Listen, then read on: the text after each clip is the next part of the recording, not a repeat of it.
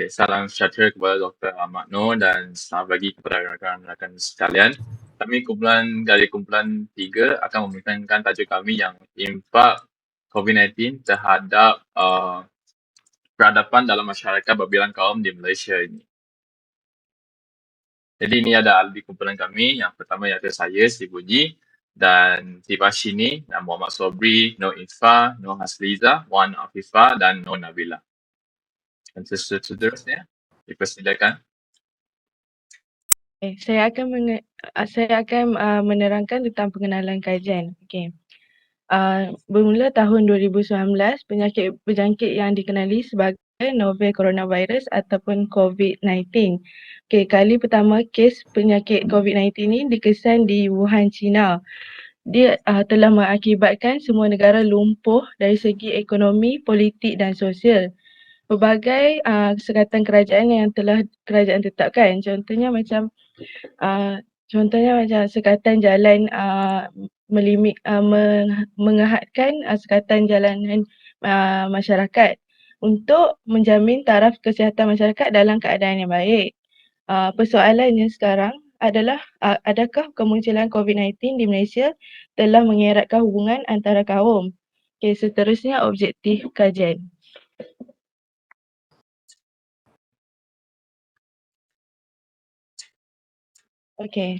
Terdapat dua objektif kajian iaitu mengenal pasti kesan positif COVID-19 terhadap hubungan antara kaum yang berbilang bahasa di Malaysia. Yang kedua, mengenal pasti kes negatif COVID-19, mengenal pasti kesan negatif COVID-19 terhadap hubungan antara kaum yang berbilang bahasa di Malaysia. Seterusnya saya serahkan kepada Afifah. Sekarang saya akan membentangkan tentang latar belakang kajian. Latar belakang kajian kami adalah untuk mengenal pasti impak COVID-19 terhadap peradaban dalam masyarakat yang berbilang kaum di Malaysia. Hal ini kerana kaum terbesar di Malaysia terdiri daripada 3, iaitu kaum Cina, Melayu dan India. Dan etnik Bumiputera tercatat sebanyak 68.6%, iaitu etnik yang terbesar. Seterusnya etnik Cina pula tercatat sebanyak 23.4%, manakala etnik India sebanyak 7.0%. Dan etnik-etnik lain adalah sebanyak 1.0%. Oleh itu, kaum ini amatlah terkesan dengan kemunculan wabak COVID-19. Jadi, saya serahkan kepada Si Bunyi untuk menerangkan impak COVID-19. Selamat pagi. Jadi dalam pernyataan masalah ini kami akan mengkaji pasal kesan-kesan COVID-19 terhadap hubungan antara kaum di Malaysia yang berbilang bangsa. Jadi dia dalam kajian ini dia telah menimbulkan kepada dua kategori iaitu kesan positif dan kesan negatif. Jadi kesan positif ini adalah kewujudan sifat kemanusiaan dalam diri masyarakat semasa pandemik COVID-19 ini. Jadi sepanjang pandemik ini kita dapat tahu terdapat golongan-golongan tertentu telah mengalami kesusahan dan penderitaan, terutamanya kebanyakan orang kehilangan kerja serta berhutang-hutang dan sebagainya. Oleh itu munculnya kempen bendera putih, tapi dia boleh kira sebagai satu aktiviti lah yang dianjurkan dalam kalangan masyarakat bagi bertujuan untuk membantu sesama rakyat dan menghulurkan tangan bantuan kepada yang diperlukan, tak kira bangsa dan agama. Dan tidak ditafikan bahawa ini adalah satu contoh atau satu realiti yang telah membawa maksud perpaduan antara kaum bagi mengatasi pandemik ini walaupun kita berlainan dari segi bahasa, budaya dan kaum. Dan seterusnya adalah kesan negatif, iaitu kita dapati yang masalah masyarakat berlaku seperti masalah pengangguran, kes keganasan rumah tangga serta menjejaskan kesihatan mental semasa PKP telah dijalankan. So, sepanjang kesan negatif ni, yang paling jelas kita dapat tahu adalah kesihatan rakyat terjejas dari segi kesihatan mental disebabkan stres atau tekanan hidup telah memberi impak yang agak crucial, agak kritikal kerana pengangguran berlaku, ekonomi Malaysia telah memberi kesusahan dalam kehidupan mereka, dan pada masa itu pemikiran rakyat akan lebih sensitif dan tidak dapat memikir dengan rasional. Jadi terdapat pihak-pihak tertentu akan memainkan isu-isu kaum untuk membangkitkan konflik antara kaum bagi menstabilkan lagi kedudukan politik mereka dan sebagainya. So salah satu contoh adalah Asian Hate yang berlangsung di Amerika Syarikat yang menyebarkan bahawa COVID-19 ini dari yang dicipta oleh China lah. So semua itu bagi membangkitkan kebencian dan diskriminasi kepada orang Asia, terutamanya kepada orang Cina. So stres dan selain itu, stres telah menyebabkan keganasan rumah tangga atau pergaduhan di rumah akan menjejaskan keharmonian antara kaum yang tinggal di satu kawasan. Ini akan menjatuhkan imej dan munculnya stereotipnya. Jadi kami juga akan mengkaji langkah-langkah yang sesuai untuk meningkatkan lagi perbezaan antara kaum semasa pandemik ini walaupun kita sudah sampai endemik ini. Seterusnya saya akan sampaikan kepada ahli yang seterusnya. Silakan. Selamat pagi doktor, saya akan membentangkan bahagian metodologi kajian. Metodologi kajian digunakan untuk menjalankan suatu penyelidikan mengenai kajian tertentu. Antara kajian yang digunakan oleh kami adalah yang pertamanya reka bentuk kajian. Tujuan reka bentuk kajian ini adalah untuk memastikan soalan-soalan kajian ini dapat dijawab oleh responden. Borang soal selidik juga digunakan dalam kajian ini. Yang kedua adalah instrumen kajian.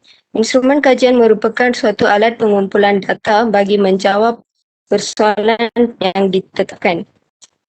Data-data yang diperolehi daripada jawapan responden akan dipersembahkan dengan statistik.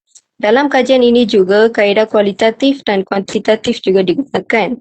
Yang ketiga adalah prosedur pengumpulan data. Melalui prosedur ini, jawapan-jawapan responden mengenai isu COVID-19 akan dikumpulkan secara keseluruhannya. Yang seterusnya adalah borang soal selidik dalam talian. Borang soal selidik dalam bentuk Google Form telah diedarkan kepada 100 orang responden dari pelbagai peringkat umur dan juga latar belakang. Dalam borang soal selidik ini mengandungi 3 bahagian iaitu bahagian A adalah demografi responden, bahagian B pula pengenalpastian kesan positif COVID-19, bahagian C pula pengenalpastian kesan negatif COVID-19. Yang terakhirnya adalah rujukan internet. Data-data yang kami dapat daripada internet lebih membantu kami untuk mengumpulkan banyak maklumat mengenai isu COVID-19 ini. Contohnya rujukan dari jurnal dan juga berita harian. Slide seterusnya. Next slide.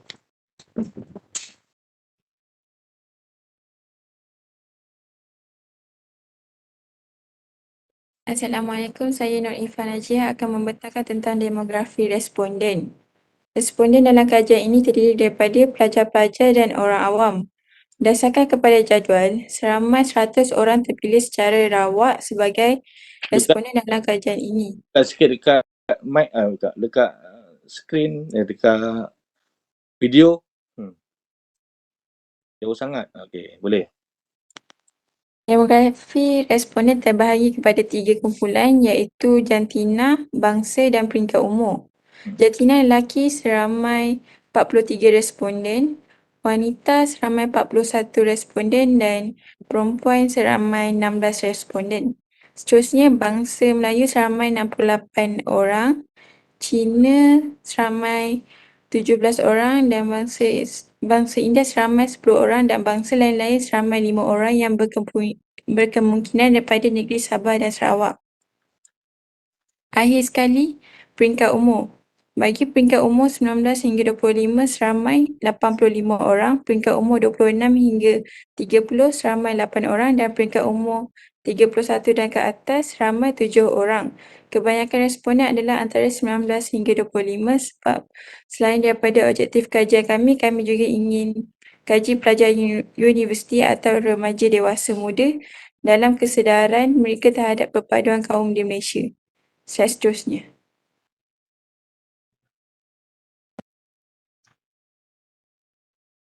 Saya Nur Nabila Azira, saya akan menerangkan tentang objektif yang pertama iaitu soalan yang pertama ialah adakah pandemik COVID-19 telah mengubah rutin kehidupan masyarakat.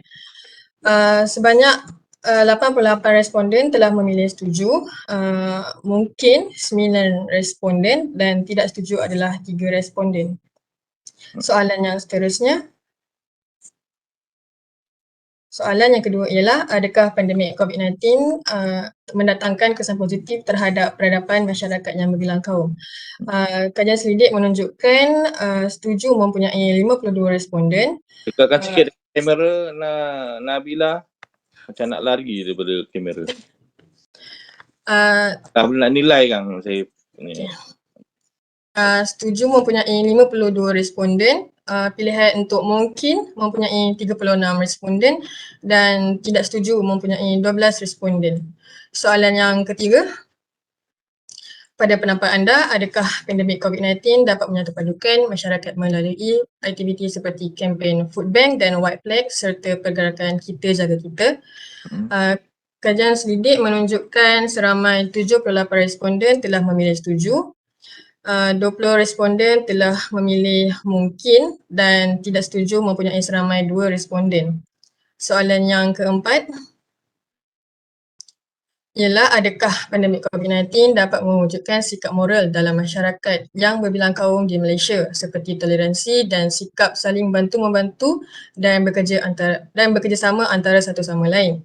Ini menunjukkan bahawa seramai 85 responden telah memilih setuju, 12 responden telah memilih mungkin dan tidak setuju mempunyai 3 responden. Soalan yang kelima ialah, dalam program vaksinasi, kewajipan melaksanakan tanggungjawab sebagai rakyat Malaysia untuk membendung wabak penyakit COVID-19 dapat dipupuk melalui penyebaran media yang positif bagi menggalakkan masyarakat untuk mengambil vaksin. Seramai 70 responden telah memilih setuju, 28 responden telah memilih mungkin dan 2 responden telah memilih tidak setuju. Seterusnya bunyi. Alright, sehubungan dengan itu, soalan keenam adalah perkongsian maklumat yang tepat adalah penting dalam menyatupadukan masyarakat dan bilang kaum terutamanya dalam menangani krisis COVID-19. Jadi terdapat 84 responden yang setuju dengan persoalan tersebut dan 15 tidak pasti dan selain satu orang adalah tidak setuju. Jadi semasa pandemik ini banyak berita palsu berkaitan SOP, PKP serta terdapat solusi tradisional bagi membolehkan COVID-19 ini. Jadi banyak berita palsu lah yang berkaitan berita-berita tersebut. Jadi semasa COVID-19 telah berita-berita tersebut telah dinyebarkan secara besar-besaran. Jadi perkongsian maklumat yang benar adalah sangat penting untuk mengatasi COVID-19 ini. Jadi yang soalan ketujuh, adakah masyarakat tertekan akibat daripada isu pengangguran kesihatan dan perintah kawalan pergerakan disebabkan pandemik COVID-19 yang melanda di negara ini. Jadi yang paling tinggi adalah sebanyak 72 orang responden yang setuju dan 23 serta 5 yang sehubungan dengan tidak pasti dan tidak setuju. Jadi masalah kemurungan kes keganasan rumah tangga walaupun PKP dapat kawal kes jangkitan tapi juga membayangkanlah sebelah kesan yang negatif yang berlaku di masyarakat. Jadi soalan ke-8, adakah pandemik COVID-19 ini mengurangkan aktiviti sosial masyarakat atas dasar membendung pandemik COVID-19 ini? Jadi sebanyak 77 orang setuju, 20 orang tidak pasti dan 3 orang tidak setuju. Jadi semasa PKP ini, banyak aktiviti tak kira besar atau kecil telah dibatalkan bagi mengurangkan kes jangkitan serta untuk mengurangkan close contact dan kebebasan rakyat telah dimantau. Boleh katakan bahawa isu kemurungan atau kesihatan mental berlaku akibatnya seseorang tak dapat mengurangkan stres dengan bersosial sebab diorang tak bersosial dan sentiasa berhadapan dengan pandang sahaja atau mereka berkomunikasi secara digital. Okay. Jadi soalan seterusnya. Soalan seterusnya dah cukup. Nanti saya semak dekat peta kerja yang diberi dalam PDF nanti yang Okey, next siapa yang bentang? Okay. Untuk langkah dan penambahbaikan, sebagai langkah proaktif untuk membendung masalah ini, 3 pihak penting yang perlu mengambil langkah iaitu kerajaan, pihak swasta dan rakyat. Bagi pihak kerajaan hendaklah bertanggungjawab dalam menyediakan bantuan seperti bantuan kewangan, kawalan harga barang dan khidmat kaunseling kepada rakyat semasa wabak COVID-19 melanda. Pihak swasta pula perlulah memberi peluang pekerjaan kepada rakyat Malaysia lebih dahulu berbanding warga asing agar masyarakat tempatan mampu bertahan untuk menyara hidup ketika wabak COVID-19 ini melanda. Sebagai rakyat biasa pula, kita semua ni hendaklah mengamalkan konsep kita jaga kita, seperti saling mengingati antara satu sama lain lah untuk mematuhi peraturan dan menghulurkan bantuan kepada keluarga bangsa COVID-19. Seterusnya, saya teruskan ke saya lagi kepada Bunyi Sobri.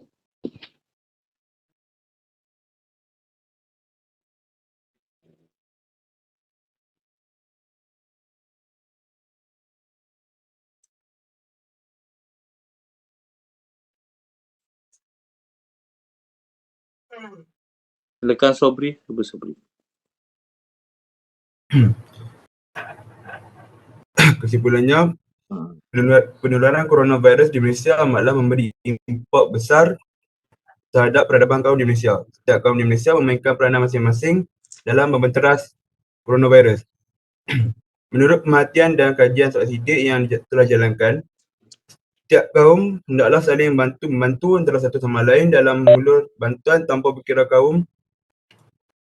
Melalui hal ini juga, setiap pihak jangan bersikap mementingkan diri sendiri dan sisihkan golongan yang dijangkiti virus. Selain itu, melalui hasil maklumat dari soal sidik, para peneliti menasihatkan supaya setiap kaum perlulah mengamalkan sikap terangsur dan bertanggungjawab dalam mematuhi undang-undang yang telah ditetapkan oleh kerajaan.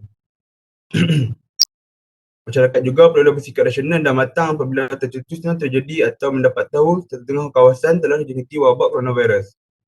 Hal ini bermaksud masyarakat perlu berhenti menuding jari terhadap sesama sendiri tentang siapakah pembawa wabak. Akhirnya, apabila masyarakat mula menerima dengan hati terbuka, setentu wabak coronavirus dapat dikekan dengan pantas dan mudah. Tindakan wajar dari kerajaan juga dapat mencapai tahap bebas coronavirus. Sekian. Okey, terima kasih. Last satu soalan saja. Adakah COVID-19 ini menjejaskan tamadun? Siapa-siapa boleh jawab? Satu orang je. Adakah COVID-19 ini menjejaskan peradaban ataupun tamadun lah? Adakah?